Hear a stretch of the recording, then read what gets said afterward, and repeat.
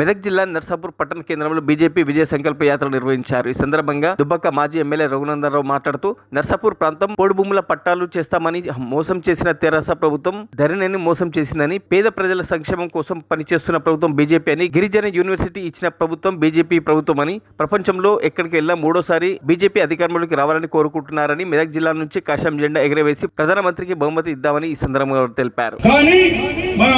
ప్రధానమంత్రి నరేంద్ర మోడీ గారు వచ్చిన తర్వాత జన్ధన్ ఖాతా పేరిట ఎవరి పూచికత్తు, ఎవరి సెక్యూరిటీ అవసరం లేదు, ఎట్టి డబ్బు కూడా చెల్లించాల్సినటువంటి అవసరం లేదు. ఎవరికి వాళ్ళే సెల్ఫ్ డిక్లరేషన్ పేరిట జనధన్ ఖాతాలు తెరిపించినటువంటి మొట్టమొదటి వ్యక్తి, మొట్టమొదటి ప్రధానమంత్రికి ఉచితంగా కేంద్ర మంత్రివర్యులు గౌరవనీయులు పురుషోత్తమ రూపాలు గారు, ప్రతి రుద్రములకు వారసులైనటువంటి మా అక్క చెల్లెళ్ళందరికీ కూడా పేరు పేరున శిరస్సు వంచి నర్సాపూర్కి రాజకీయ చైతన్యం ఎక్కువ ఉంటుంది.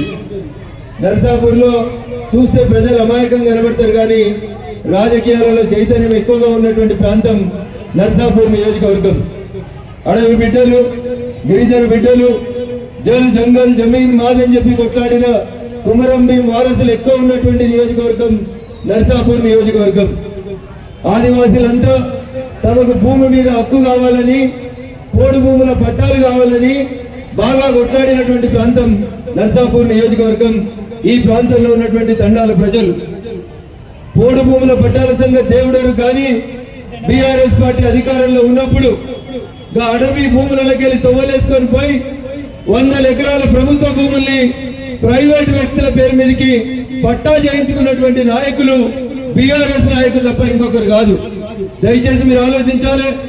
ధరణి తీసుకొచ్చి పేదల సమస్యలు పరిష్కరిస్తామని చెప్తే మెదక్ జిల్లా కలెక్టర్ గా పనిచేసినటువంటి ఓ కలెక్టర్ ధరణిలో చేసిన అవకతవకలకి.